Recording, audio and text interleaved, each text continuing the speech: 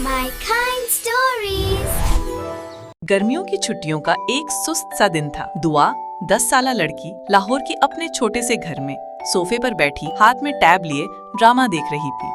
बाहर शदीद धूप थी, मगर कमरे में पंखे की मध्यम आवाज और रूह अफ़ज़ा की ठंडक का मजा था। नानी जान एक कोने में मुसल्ले पर बैठी नमाज पढ़ रही थी। नमाज के बाद उन्होंने नरमी से कहा, दुआ बेटा, आओ आज एक नई दुआ याद करते हैं। दुआ ने आंखें ना हटाते हुए कहा, नानी बाद में, अभी सीन बहुत अहम है। अम्मी ने किचन से ये सुना, मुस्कुराकर कहा, नानी जो सिखाती हैं वो कल भी काम आएगा, ड्रामा नहीं। अगले दिन नानी की दुआओं की किताब गुम हो गई और नानी बहुत परेशान हो गई। दुआ ने खामोशी से किताब को ढूंढा और नानी को वापस कर दिया और नानी को खुश देखकर कहा, नानी आइंदा आपके साथ दुआएं याद किया करूंगी।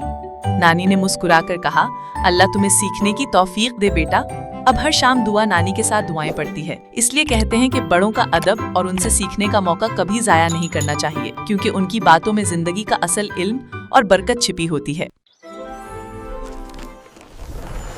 ऐसी ही मजेदार स्टोरीज देखने के लिए हमारे चैनल को जरूर सब्सक्राइब कीजिए।